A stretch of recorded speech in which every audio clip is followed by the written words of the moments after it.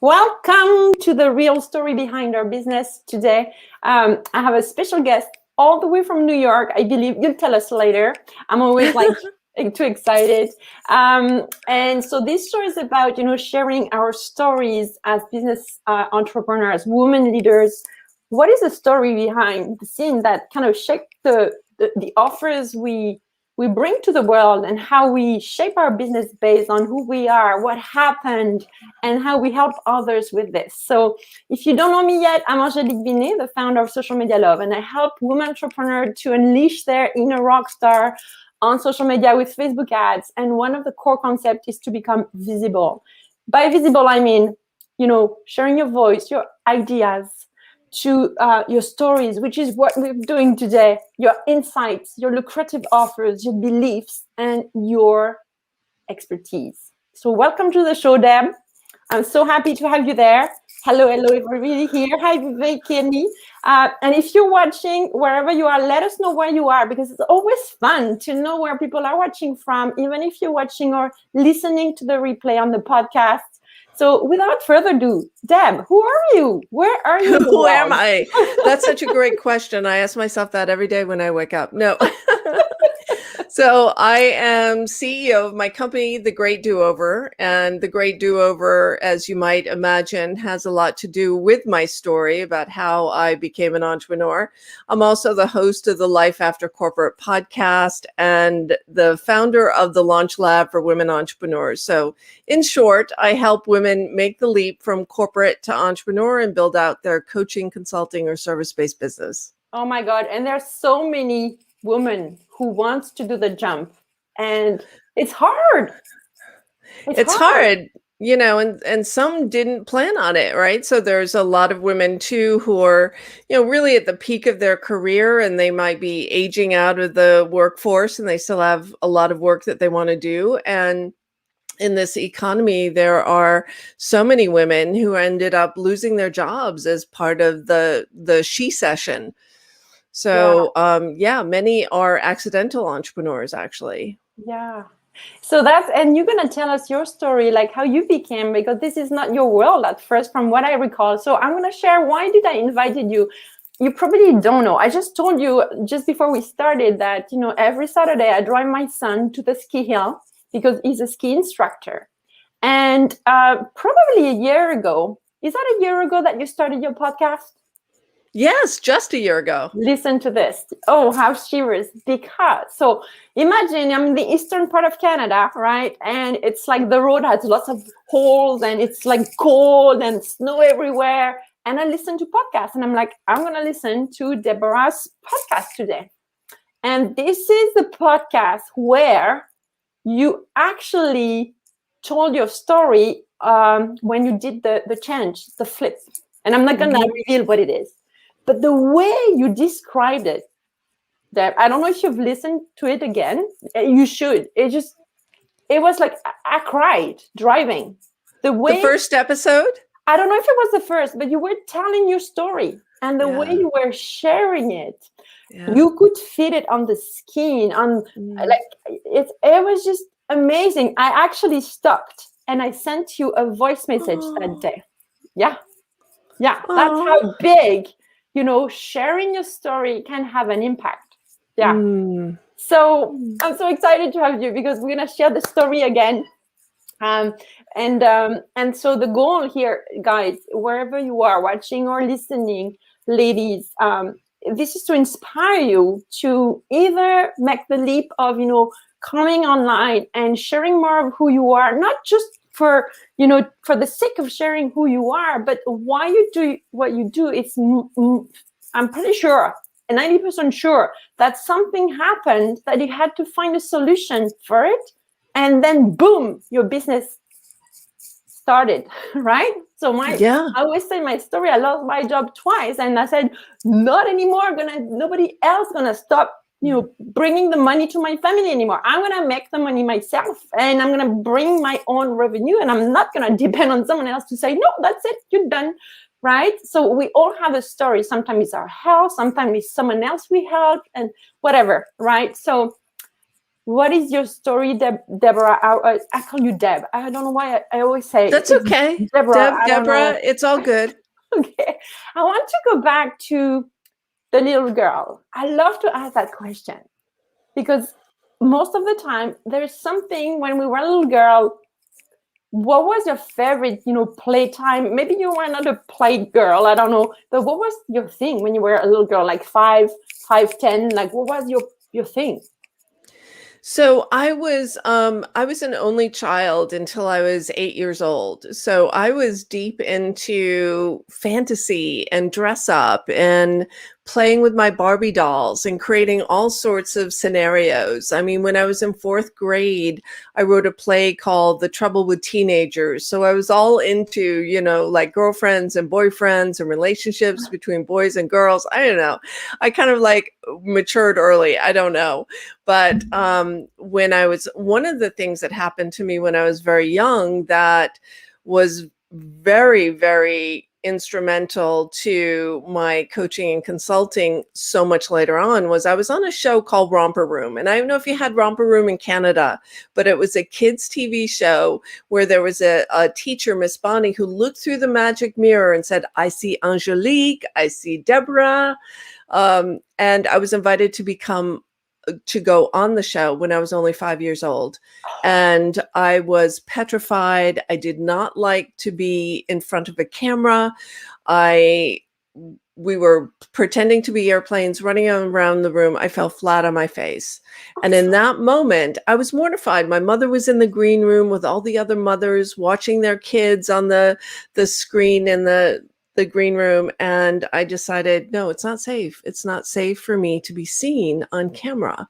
So when I became an entrepreneur, I had to overcome this childhood fear of speaking in public and being on display. So that was something that was something I had to overcome because I couldn't be afraid of speaking. Right? Oh my God, I love that story. You know what? I'm reading the book by the guy who wrote the Little Red Book, the Guy Tomer. I don't have it here. The guy who wrote this book, the Little Red Book of Selling. No. Jeffrey Guy Tomer. Mm-hmm. So it's a must, by the way. You would love this one. But he just released a book called Go Live. And the very first page is exactly what you were explaining. If you're resistant going live or on video right now to promote your business, it's probably that something happened when you were a little one that made you say, I'm not meant to be seen. And you're like, really? Like, it feels like I was just reading before we started the live. Yeah. It's a real thing. So even in the corporate world, when I was a senior executive and I would have to give presentations, I would get so nervous. I would get so nervous. I had to do deep breathing exercises and create a visualization and talk myself down. And when I launched my business 8 years ago, I mean, it was before, was it before Facebook? Or we weren't going live on Facebook. No, we weren't going live on YouTube. We just weren't going live. And even Zoom wasn't around. And so I did something called Instant Teleseminar. And that was so much easier because it was just the slides and your voice. And people didn't really see you on the screen.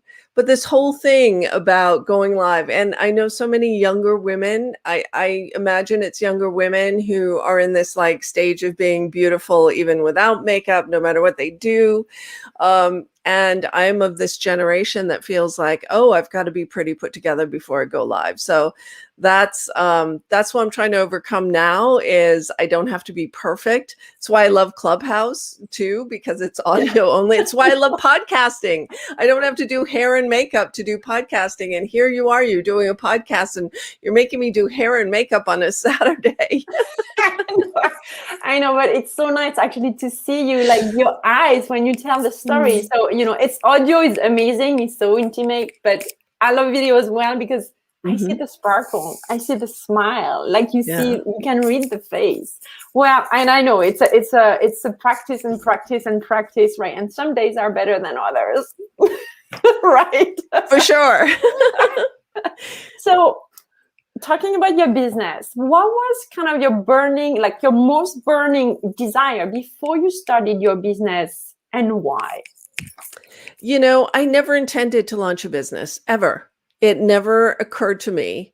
And there was a point in my life, a point in my career where my personal life, my professional life, and my health kind of like all collided. And it was when I was in my early 50s, and my marriage was unraveling for a really long time. And it had come to the point where, I have to make a decision to leave. At the same time, I had never been more successful in my corporate career. I was running a $32 million line of business that I had launched. So I was a launch executive in the corporate world. I created concepts, products, services, and packaged them, messaged them, gave them to the sales force to sell. And it was a very successful and lucrative career. But I decided I wanted to own something. And now I am an operational executive with 53 people and $32 million of revenue to be responsible for. And it was just too much. I didn't want it. I didn't want it anymore. And so I made a lateral move in the corporate world. So I became an individual contributor. My boss was awesome to me. He created a position that actually didn't exist before. And through that process, it was, who am I? Who am I? What do I want? What is it that I'm meant to do next? Because there was nothing sexy for me internally. The truth be told, sometimes when you're a woman in your 50s, there aren't any more sexy opportunities in corporate. It's like no one's looking for you to hire your expertise. They're looking for, the most part, younger people who are very hungry, who are willing to work really hard. Not that I wasn't, but there was nothing out there that was appealing. And so I went on a series of silent meditation retreats for 10 days at a time. And it was in one of those retreats that I had this vision of writing and speaking and coaching and helping other women reinvent themselves. And that's what the Great DoOver became. It was through my own process of reinvention, physically, emotionally, mentally, no stone left unturned, that I created a system and a process for life reinvention in midlife. And that's how I started. Oh, that's beautiful. Like, even though I know your story because we've been in a masterclass for a long time, but I just love how you make it like simple. But I'm sure it's but you had to go inside to find what was next for you. I love this. I love this. So what was the biggest struggle at the time that you made it happen? What was, and how did it feel? Yeah, so I was fortunate enough to have saved enough and had enough cushion when I left the corporate world to give myself a year to really make it work. The biggest challenge was, although I had spent 20 years launching service offerings and businesses and doing marketing in the corporate world, doing it for myself was completely different, especially going from a B2B sales model to selling to individuals and inviting women to join me in group programs and in retreats. It was a whole different animal. There was a whole different slew of technology. I mean, you and I know we geek out on technology now, but in those days it was like, oh my God, I need a website. I need a CRM system. I need a funnel. I need a way to attract people. I need to do webinars. And all of that was a huge learning curve for me. And so how did you coach yourself through that? Like how do you, because, it's one of the very things that I hear a lot from friends who are not in the entrepreneurial world yet, but they're considering it. And they're like, it seems to be so huge, it is, but where do you start, like mentally? How do you remember what you had to go through mentally? So I immediately hired a friend of mine who was coaching, who had left the corporate world a few years before I did, and she knew all of this. So I went to her, and her name is Kim Carpenter. We've been very good friends ever since. And I hired her. I said, please just like coach me, teach me how to run an online business. And then she was part of a mastermind program. She was actually the the director of strategy for a year-long mastermind program. And I joined that program with Lisa Cherney, and I was in Lisa's program for 2 years. So another mastermind. So I got coaches. I've always had a business coach, always had a business coach that was going to pull me to the next level. So I think that's how, and I pivoted and changed. Obviously, I'm not doing so much life coaching right now. I do some executive coaching on the side, but my business is really all about teaching the launch skills to new women entrepreneurs. Because what I realized was everyone who enters into entrepreneurship, whether it's as an executive coach, a leadership coach, a health coach, you have passion and you have expertise in coaching, but not necessarily expertise in how to actually launch a business and how to be different, right? So the good news is coaching is a $16 billion industry. The bad news is coaching is a $16 billion industry, right? And how do you carve out your little piece of the pie for what you want to be known for and build a substantial business out of that and replace that corporate paycheck, which is what the first hurdle everyone wants to meet, the first milestone. Yeah. So what was a big how-to for you, like to reveal, like, oh, that's gonna be the way I'm gonna do it? Like, do you remember that day where like you're like, this is how I'm gonna do it? Yeah, so it was so interesting. It was when my son was leaving for college, and this was 4 years ago because he's a senior, he's graduating this year. And I realized that where most new women entrepreneurs were struggling was that they went from leaving their corporate job to having a vision, having a purpose, and then building out a website, incorporating their entity or becoming an LLC, hiring a branding consultant, having a pretty logo built. And then it's like, okay, where are my clients? And it's kind of like crickets. And, it's that thing, if you build it, will they come? And they don't. And some just had, I was looking around in that very first mastermind I joined. I was like, some of these women don't even have a good idea. So I realized that I could do a mashup of my 20 years in the corporate world and coaching. And I could take those business processes of how do you test the market? How do you find a gap that nobody else is filling? How do you create that unique value proposition? And how do you develop something that people really want that doesn't exist in the marketplace right now? And I have a client who's actually near you in Canada, and she's a private client, and we were working together. And yesterday she said, you know what I really love is that this isn't another course that's like about, oh, seep into your vision and your purpose. I already have a purpose. You give me templates and processes so I can take my purpose and actually turn it into a profitable business. And that was the gap in the market. And that's what really excited me and turned me on, that I could do that. I could help you solve that. Oh, I love this. So all that process, you said it's 8 years, it's been 8 years. So what's something you thought at the beginning of this was true that you discovered that it's totally not true? I thought that when I reinvented myself, I had to leave everything I had done in the corporate world behind. So a little known secret, I'm actually a certified health coach. And so that combined my love of cooking, which I know we both share, the love of really great food and the love of cooking, with getting healthy and really transforming from the inside out. And that was part of my Great DoOver. And so I became a certified health coach. I created a program called Feeding Your Freedom.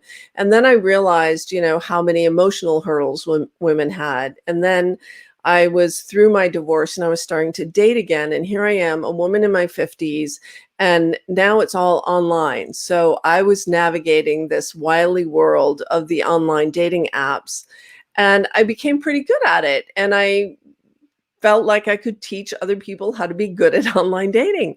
So I did that for a while. I did. I had a program called the Great DoOver, Rewrite Your Love Story. I still have a Facebook group called Love. What's it called? It's called Love After 40, I think. I have 500 women in there, and I have to pop in every once in a while, and everyone goes, hey, Deb.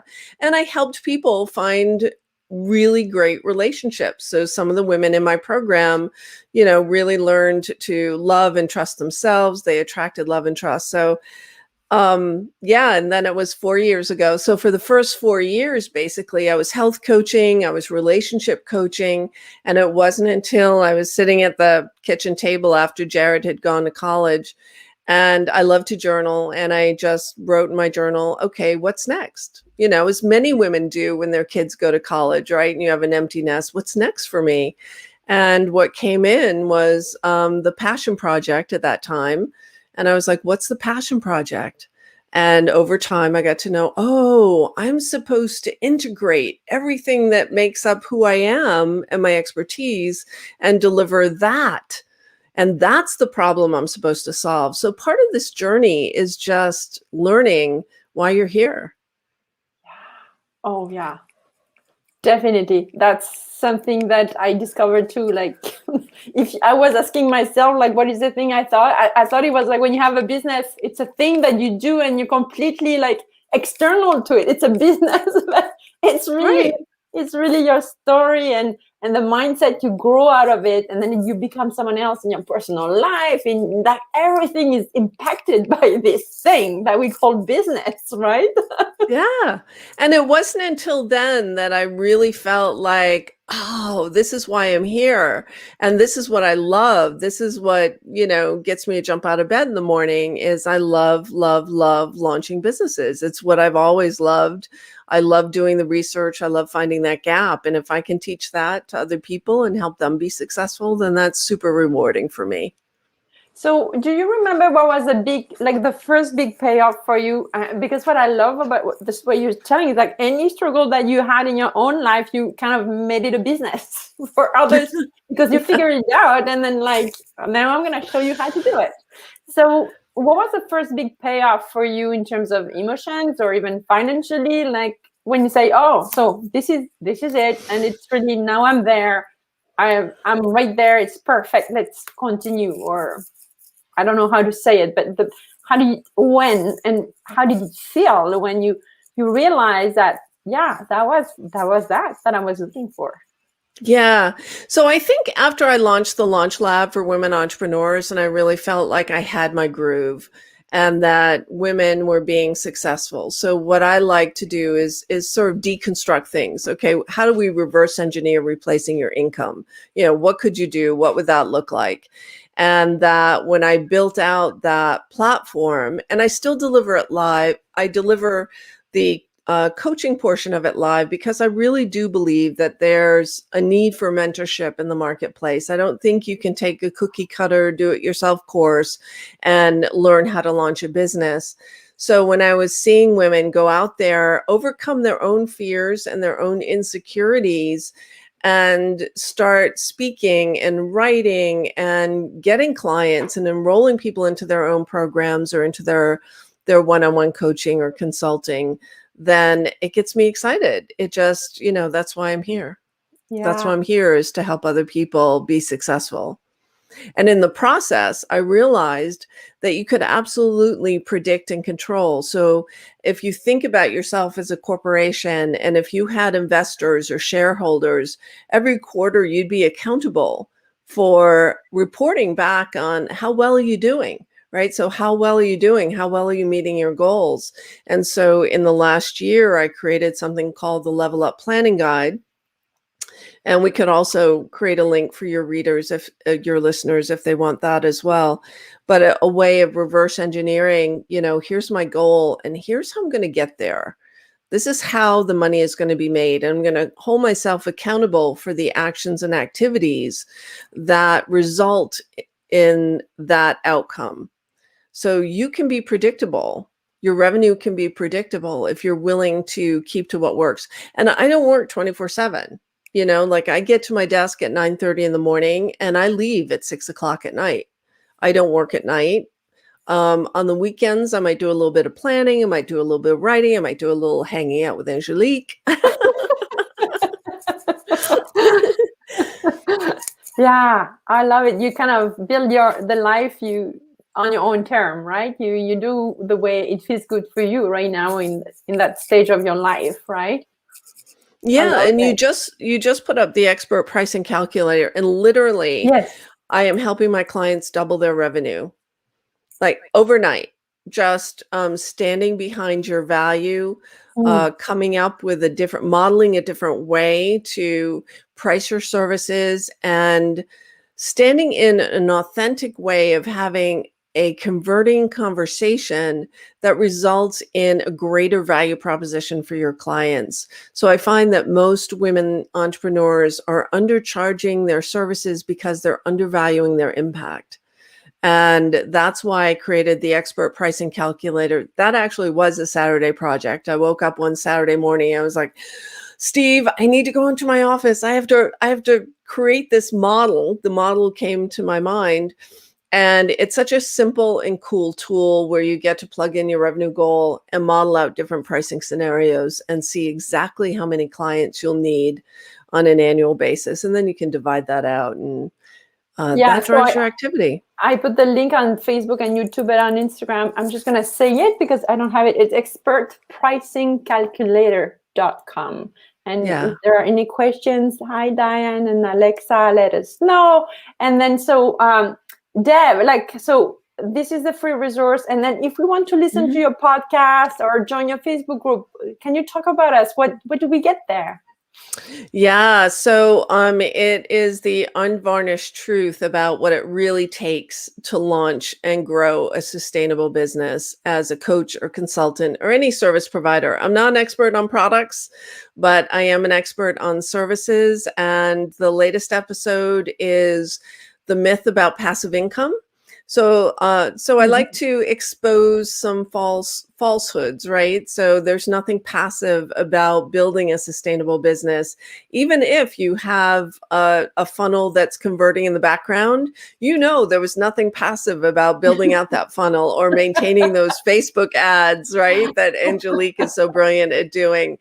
To creating that traffic. And I noticed that you have one of those going, and I was thinking about doing something similar. So we'll talk offline about that.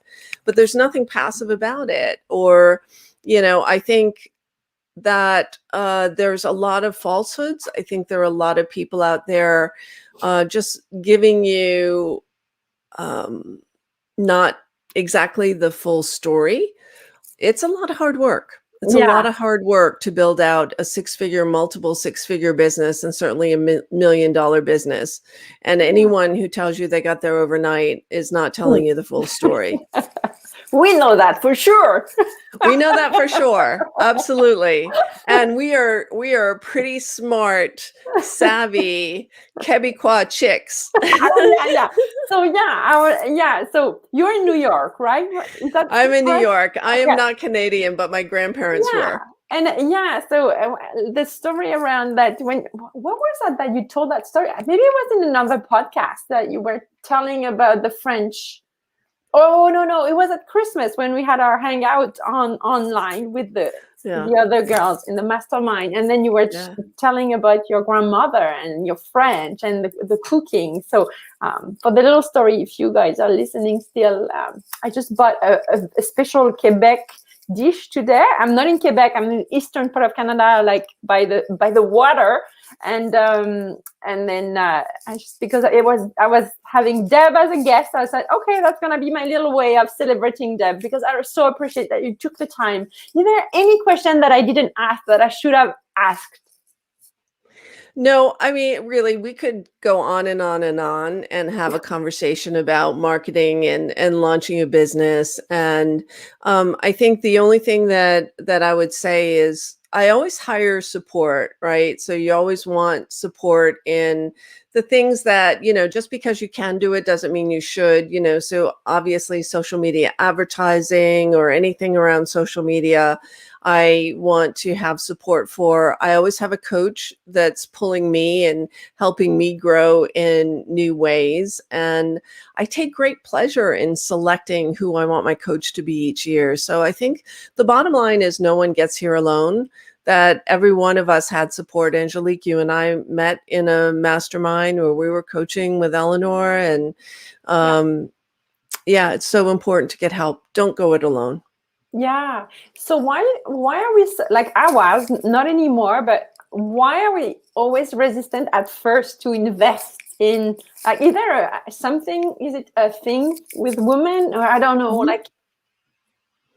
Yeah, I do think so because, first of all, as women, we're caregivers. We're always taking care of everyone else, and investing in our kids and in their education and in their support. And also, as women, especially in my generation, we weren't raised with financial literacy. We weren't raised with how to handle money. So we have some money stories around ourselves that we're carrying with us. And it's not that you should just invest blindly, because you want to make sure that there's a good return on the skills that you're investing in, that you'll be able to put them to use. So I know in my early days starting out, I was very free with my investing in myself. And there's some of that money that I wish I hadn't invested. I didn't always invest wisely. So I think you need to understand, where are the gaps in my business? Where are the gaps in my strategy? What do I need to learn?